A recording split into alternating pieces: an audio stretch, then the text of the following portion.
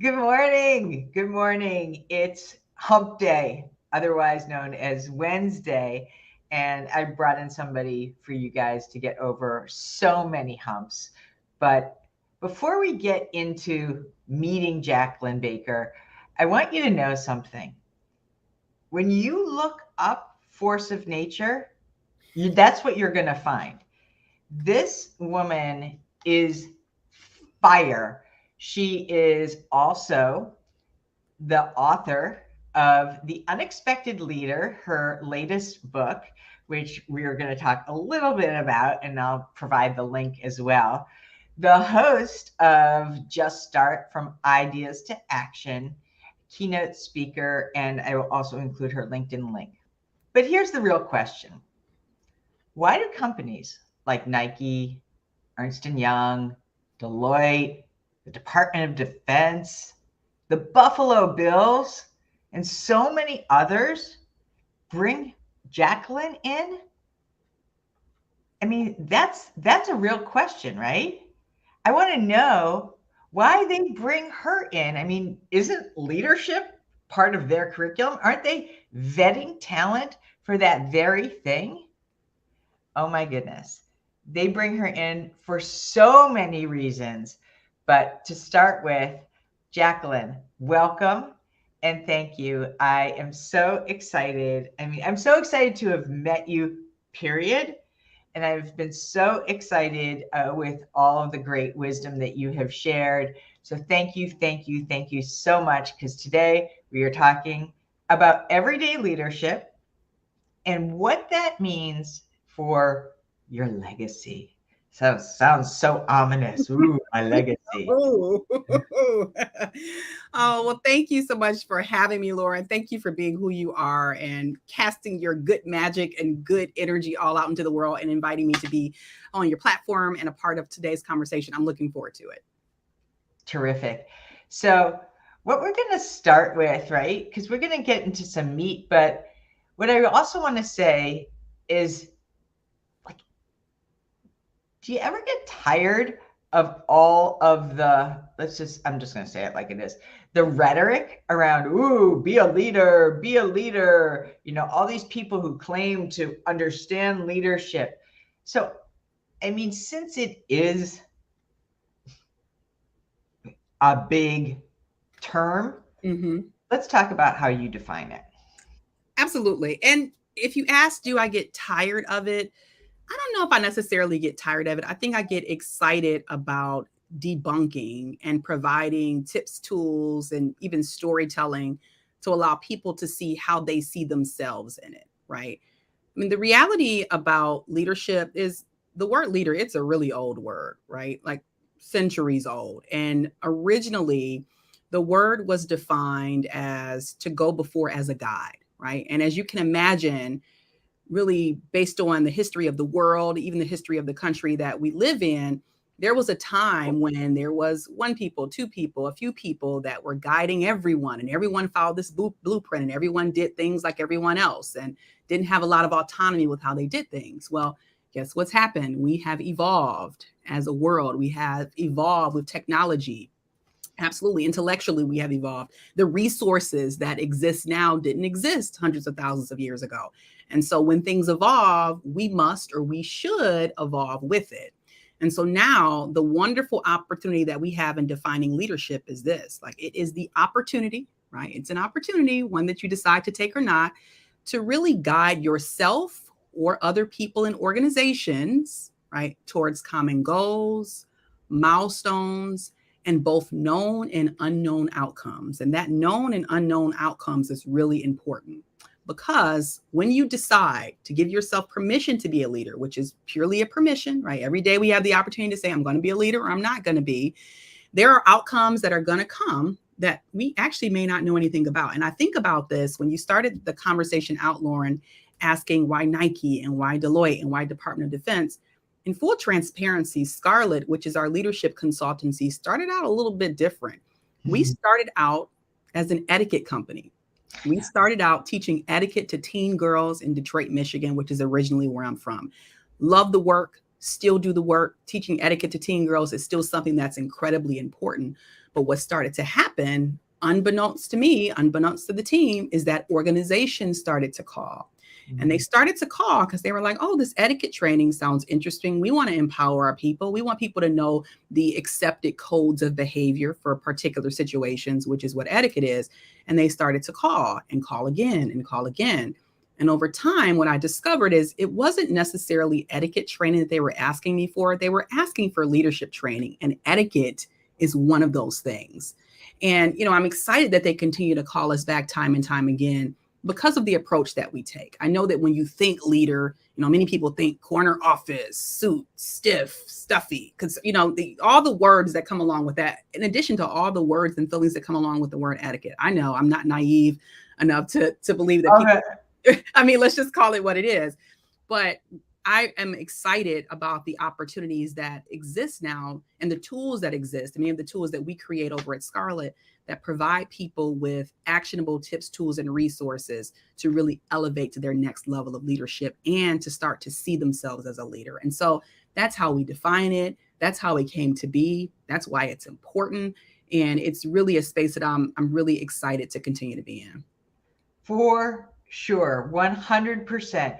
So I just want to shout out to you, Sandra. Yeah, leadership has become exhausting at times, right?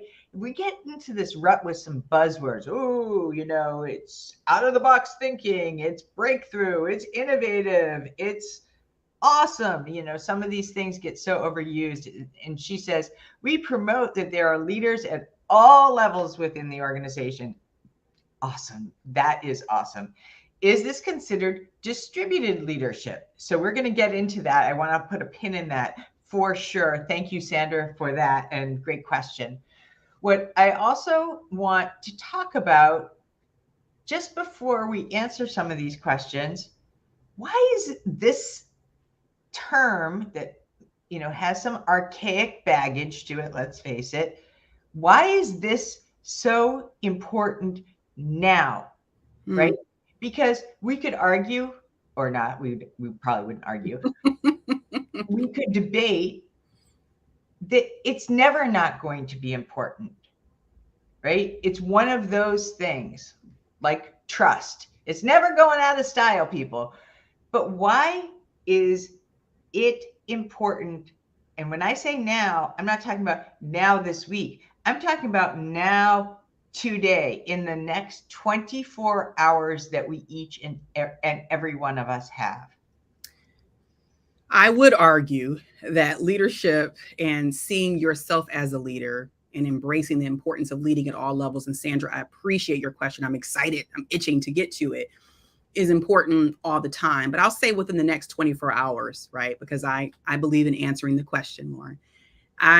I say that it's important within the next 24 hours because opportunities are around us all the time. And now, more than ever, at a moment when people are giving themselves permission to maybe leave a space that no longer serves you, right? Speak up in situations where maybe 5 or 10 years ago you wouldn't have spoke up, maybe see yourself a little bit different. My wish is that everyone sees themselves as a leader at their own level, self-leadership, which once again, we'll get to in a second, but that when you see yourself as a leader and you embrace the idea and the mandate that I am responsible for my journey, right?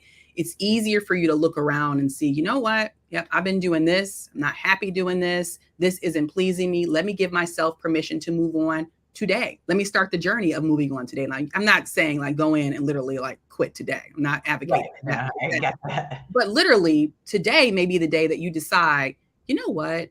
Today is when I'm going to give myself permission to start the journey to move on, maybe look for a new opportunity, maybe give myself permission to be a better public speaker. But it's all rooted in like embracing, like, I'm a leader of my own path. I'm not looking for permission for leadership from my boss per se. I'm not looking for permission from my spouse, from my kids, from anyone else. It starts really with you seeing yourself as a leader, independent of whatever level that you're at. And what better time to do that than literally today, within the next 24 hours. I think also, if we think back, Lauren, over the past 2 years, there are so many things that are adjusting around 24 months, I'm sorry. there are so many things that are adjusting around us, that are shifting and changing. And, our, I don't want to say our demise, but I think so many people have realized, not that we didn't already know it, but they realize, you know what?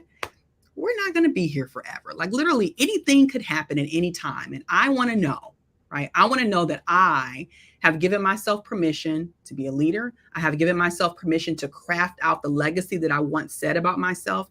And the only way I do that is to do that like now, to start doing that in the moment. And so that's why I believe it's important right now, today, not something we're waiting for, not something that we're going to wait for the new year for, but we're jumping into that mindset immediately. 100%. And this is kind of a funny story because I like to think that every day is another wake-up call.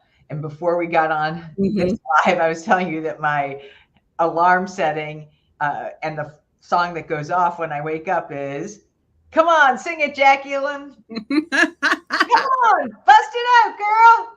Jacqueline, don't let me down. I'll do it with you. Come on. Okay. All right. Come on. One, two, three. This is my alarm song. This girl is on fire. Laura, a couple things with that ballot that you just made me join in with you on there, which is fine. I have a practice that I do every single day.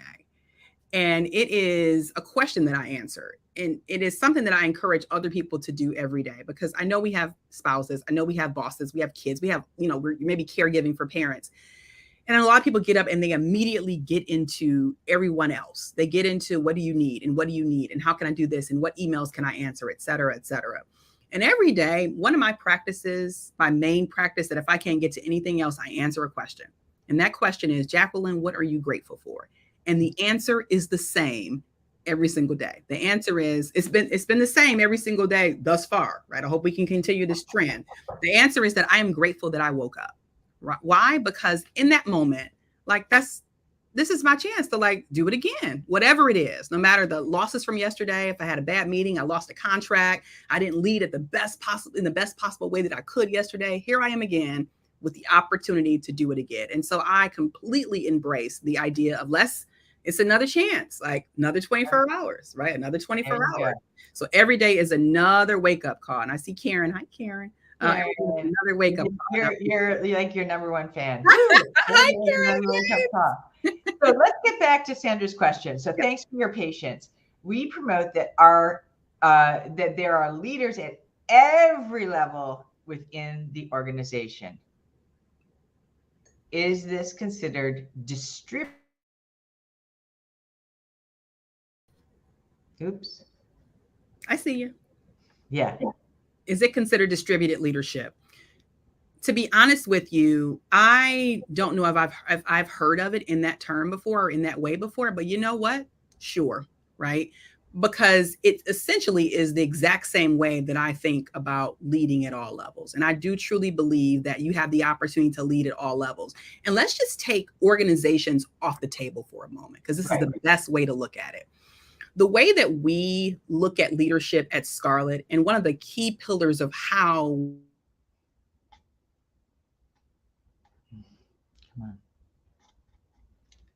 the unexpected leader, it's truly through 4 levels, right? There's the self-leadership level, there's the leadership of others, there's the leadership of communities, and there's the leadership opportunities involved in movements.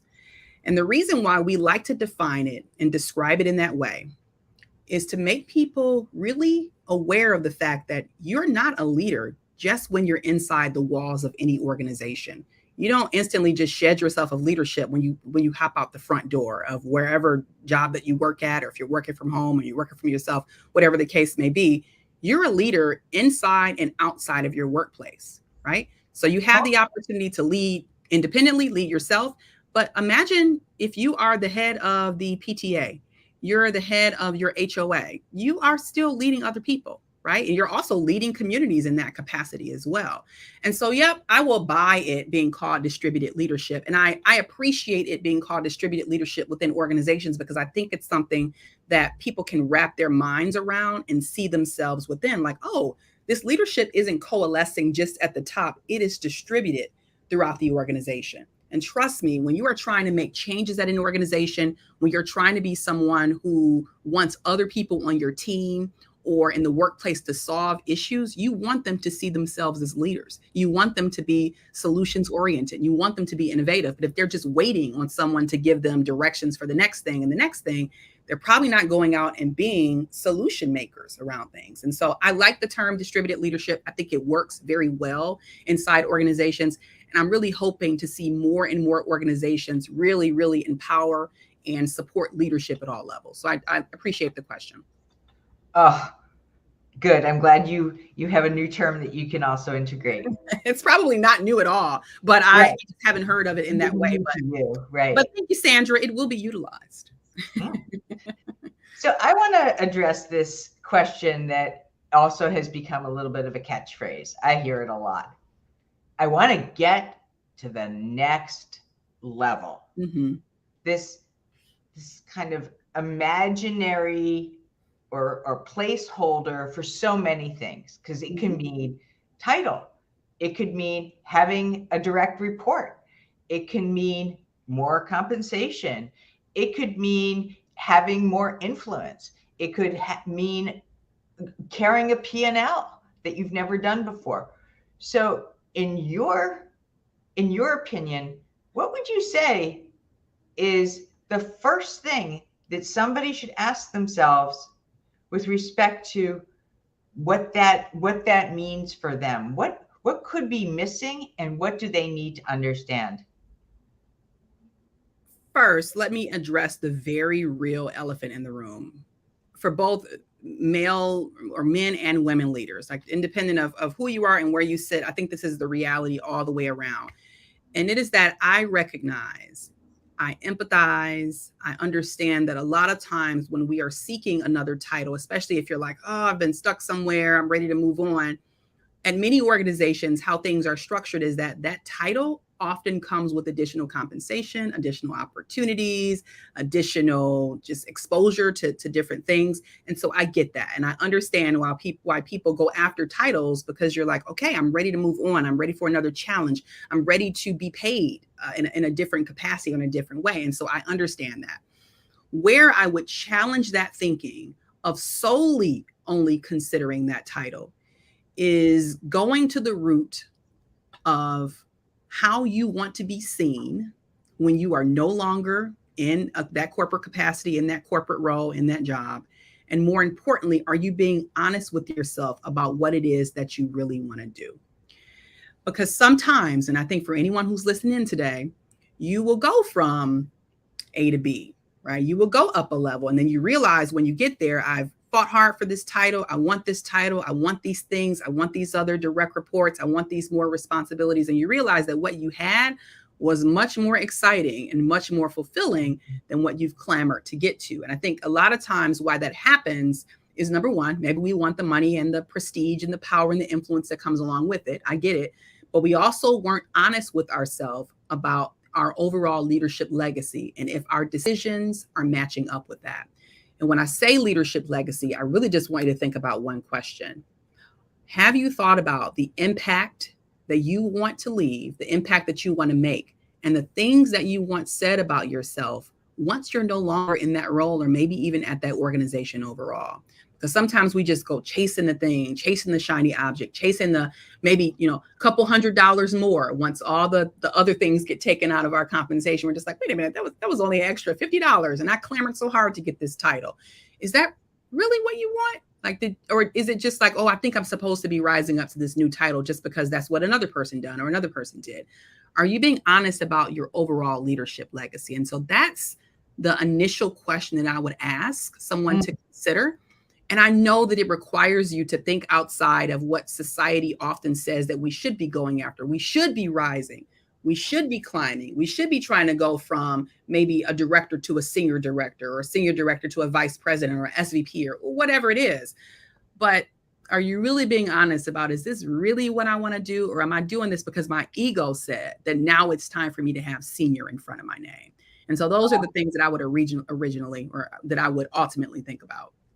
Yes. Thank you, Tina. You're getting some leadership legacy love here. That's the triple threes. what I really love about this is, first of all, we're going to have you share your leadership legacy, which I just brings me not only so much joy, but it exudes today, right here and now. And also the fact that we're not necessarily opening up the aperture, we're just looking at what's right in front of us. And to some degree, I mean, I've been there myself, so I can say this. I wanted to be the youngest VP, in my organization, and I was in my late 20s.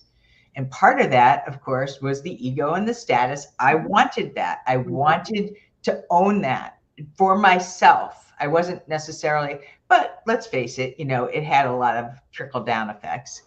And that was important to me. Now, did I factor in all the other pieces that kind of dragged me down? Not the travel, the long nights, the this, the that. It's exactly right. Oh my gosh, you read my mind. I tell people all the time not to just chase the title. It's equally important to understand is this opportunity and work that I really love. Love leadership legacy. Love it. So, this is so vital because we don't think, okay, so when I get there, what is that really going to change for me? What is it going to change about how I am helping others, helping the organization, and of course, as you talked about, that impact. It's hard to put ego and status aside. Sandra, oh yeah, say it, Sandra. Listen, if I can give you can I just be honest about how I've had to put ego aside many times throughout my career. And I thought about two things as you were just making your last really eloquent point, Lauren. One is the rise, the climb, right? I honestly, throughout my career, even when I was in corporate, my last corporate role, I served as vice president of startup programming at AARP Innovation Lab. So I was responsible for startup programming, sourcing some of the best and brightest fintech and health tech startups. Fantastic role, loved my job. I left by choice. I said, you know what, Jacqueline, you are supposed to be teaching leadership opportunities and growth and development, providing those tools to people at all levels. That's what you're supposed to be doing. But honestly, from the time that I started in the corporate world, all the way up to when I gave myself permission to fully leave, I was never chasing titles. I just never was. But I was always committed to doing the best possible job that I could at every role that I was at. And people saw that, right? People were just like, oh my gosh, like you are crushing it. We really want you to be around. We understand that in order to keep you around, you're probably going to have to be at this level, which I didn't ask for. They just made these assumptions. And over time, roles honestly were created for me. Now, I know that that's not everyone's reality, but I do think that when you title chase, you miss out on being honest about what it is that you truly, truly want to do and how you can really create impact. Because so many people, Lauren, you know this, chase the title, rise, rise, rise. Then you end up leading a gang of people, right? You end up being the boss, like to lots and lots of people. And you realize at some levels, I'm not even touching the work anymore. Like I'm not doing the work. I am solving people's problems so they can do the work. And so the thing that maybe you love to do, like the tinkering, the doing, the fixing, in the mix, sausage making, you're not doing that no more when you have, 20 or 30 direct reports or even 5 direct reports. And so that's just something I truly want people to think about as you're maybe, title chasing. And then to put a point on that ego thing. And Sandra, thank you so much for bringing that into the mix. When I think about both of my books, my first book was called Leader by Mistake. It's just over my shoulder here. And my second book that's coming out in just a few weeks, which I'm really excited about. This book is being produced in partnership with Wiley Publishing, and it's called The Unexpected Leader, Discovering the Leader Within You. If you look at both of those covers, Jacqueline is not on the front of either of those book covers, okay? Very intentionally with both of them. But I will say the first one, which was a self-published book, I had a lot more autonomy around you're either going to be on it or you're not. The second book, when you have a book deal and you're in partnership with the publisher, there are a lot more conversations that happen. But I was in my feelings for a little while, like, wait, I'm not going to be on the cover of my book. But here's the reality, right? Most people who read leadership books usually aren't walking around with books with a person on the cover unless they're a superstar, right? The Barack Obamas, the Oprahs, the Serenas. Most regular leadership books, people aren't on the cover. And so it took me like really extinguishing my ego, not realizing that I don't need to fight for this. Jacqueline, you do not need to be on the cover. You flip the book over. I'm right on the back, on the inside fold. But your ego sometimes in all capacities of your life will get you in trouble because it makes you feel like you're supposed to have something, even when it's not in the best interest of your goals. It's not really what you want, and it's not going to really move the needle for you. And so that's one of the most recent, like real talk ego situations that I had, but in the best interest of this book being successful and it really being a tool to the people who need it. I didn't need to be on the cover, right? But my little ego was like, are you sure? You sure you don't? Right? And so ego will really get you in trouble, and you have to keep it in check every step along the way. And I left this comment up here on purpose because both are true. Not chasing the title becomes challenging in organizations where the title determines how you're treated or whether you get a seat at the table, even if titles are distributed in inconsistent ways. Yes. Oh, thank you, thank you, thank you. It just says LinkedIn user here, but it looks like it's from Pamela. Mm-hmm. Pamela, I applaud you. Yeah. This is really true. And it's also hard to change, and it's hard to be able to rise above this because the system, a placeholder for the way that organizations have traditionally run, is that you have more street cred, more impact, more even value and trust seemingly at those more senior levels associated with a title. So any kind of workaround or any solution to this, Jacqueline? First of all, I appreciate the question, and I appreciate the honesty of it because it is 100% true. I've worked at places where people have titles, right? And titles meaning VP, SVP, even senior director, where, people are clamoring for those few titles that exist versus the other, senior level, non-senior level titles that exist. And what I will say is I would still offer the advice of staying true to how it is that you want to show up. And I know that for some people that feels like a very fleeting piece of advice because it's like, Jacqueline, I hear you. I want to show up like this, but in order for me to make this extra money or this money that I know that is market, like is the market price that other organizations are being paid, it will require me getting this title. It will require me rising up. And I'll say this, I'm not advocating for anyone walking in anyone's office and walking out today, but I will say this, you're of value at more than one organization, right? I know some people are like, I got to stay here. I got to stay here forever. If you feel like, you know what, I really want to experience something else. I want to be considered for other, salary opportunities. I want to rise financially in my career.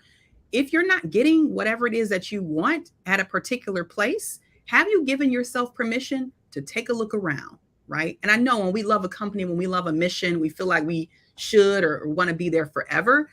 I want to say, number one, make a check-in with yourself and make sure that however it is that you want to show up, that you are showing up in that way, right? Based on your leadership legacy, which I know we'll talk just a little bit more about in a second. But then also, if you're not getting what you want, if you know that, the respect that you know that you need or the respect that you deserve isn't happening at your mid-level manager level or entry-level manager level or just below that senior level, are there other opportunities that you could be pursuing that in fact you're not? Absolutely. Thank you, Joey. As soon as two people are in the room, politics evolves. The true leader rises above and manages those expectations. I love these shout outs. Know your value for sure. Absolutely. I'll say too, and I appreciate Karen's comment here with the reference to Adam Grant, which of course we love some good Twitter memes from Adam Grant. I feel like I'm always reposting his stuff.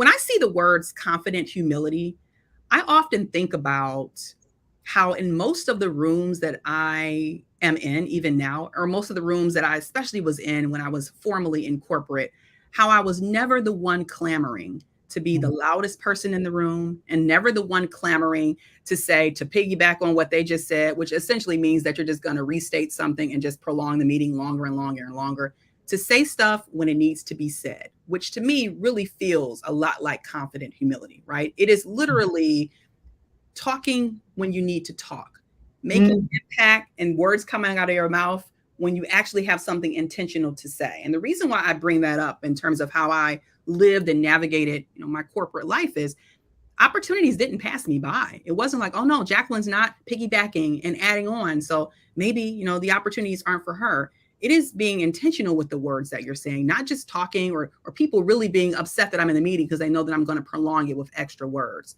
but just being intentional, right? Saying stuff when it needs to be said and not just talking just to talk, because that's what people think a leader does, because it's truly not true. So that popped into my mind when confident humility popped up on the screen as well. Fantastic. And I totally agree. All right, Jacqueline, I want everyone who hung around here, and I should have said that in the beginning, don't forget to hang around because you're going to share your leadership legacy. And this is, I'm going to close my eyes for this because this, I want to sink in. So if you'd like to, feel free to, because I'm sure this didn't just roll off the top of your head or your tongue for that matter. It's probably been worked on, retooled a number of times. So please share your life thesis and your leadership legacy with us. Absolutely. I do want to wait, Lauren, open your eyes. I want to give a little backstory first. Literally on my wall, right here to my right, I have the words "Just Start." Behind me, in the back of my video studio here, I have 2 trademarks on the wall called "Just Start." I am very serious about helping people start the things that they want to do and move to their next level. I am also a starter. Like, if anyone here is a starter, just drop starter in the box. I'm curious where my starter's at, meaning that I get excited. I get jazzed up. If Lauren says to me, Jacqueline, I really want to start this, I'm probably checking in with her. Have you started this? Have you started that? Right? But sometimes that creates challenges because you don't want to just be going out, starting everything, right? Buying up all these domain names, making all these little moves and not bringing things to fruition. And because I know I'm a starter, because I like to support other starters, I want to make sure that I give people permission to start the things that they want to do in a smart way so they can actually make progress, right? Here's the thing for me. For every space that I'm in, you can close your eyes, Lauren. For every space that I'm in, for everything that I start, for every book that I write, I have this in mind. All right. When it is all said and done, when I am being boxed up, if ashes are being sprinkled of me all across whatever area it's being sprinkled across, people will say that I helped them start the things that they want to do and move to their next level of leadership. And the reason why they will say that is because everything that I start in my life, everything that I touch, every new community that I erect, every book that I write, every podcast episode that we produce is rooted in that goal. And it's important to me. Why? Because so many people are waiting. They're waiting for the permission that they don't really need. But if they just need someone like me to come and tap them on the shoulder and just say, hey, do this, this, and this, that'll help you get to your next level, I'm with it, right? After I speak in so many places, Lauren, people come up to me after, which I'm always grateful for the conversation, and say, hey, I want to start this. I want to be a better public speaker. I want to be a better negotiator. I've done this, this, this, and this. And most people have already, they are qualified to do these things, but they just haven't given themselves permission to truly step into whatever is next for them. And so I like to be that gentle nudge. I like for Just Start and Scarlett and the Unexpected Leader and all the other resources that we produce to be a tool, a tip, a piece of a storytelling puzzle that helps people start the things they want to do and move to their next level of leadership. And so that's my life thesis. That is the legacy that I want to leave as a leader. And because I believe so strongly in it, we make sure that we put together tips and tools so that other people, just like everyone listening here today, can do the exact same thing. And so that's truly what my life thesis is. That's the legacy I want to live. And I'm proud to continue to be in this space. Oh my goodness. So I've also put Jacqueline's LinkedIn profile and her website, The Scarlet Way. You can also find access to those books, or both of her books, through Amazon. There's a link in there, along with her digital courses and other offerings. Jacqueline Baker, where have you been all my life? I'm here. I'm here. I literally am seeing all these people that are coming in and talking about, I'm a starter, I'm a starter, I'm a starter. So thank you for coming. Thank you for you. Thank you for your awesome dreadlocks, because I want those. They're not locks though, Lauren. I have to teach you real fast. They're just braids. They're just okay. Braids. They're braids, but you know how I just. I know, but I'm here. I'm here to teach you. Like, these are just called knotless braids. They're called knotless. So let me ask you, how long would it take if I had dreadlocks? Like locks. So I don't know. I'm not a lock expert. I'm not a loctician, as they're professionally called. You're not a leadership lock expert? Oh my God. I'm not. But I do. I love your hair, and I love the color as well. It's beautiful. I gotta go start a leadership dreadlocks club. Box braids. Yes, Karen, they're box braids. They're knotless box braids. They're very popular in the summer months. Okay, good to know. Good to know. Appreciate you. Love you. Thank you, everyone who joined, and I'll see you very, very, very soon. Appreciate it. Hang around for a second. We're just going to leave the broadcast. Have a beautiful Wednesday, everybody. Bye-bye. Bye.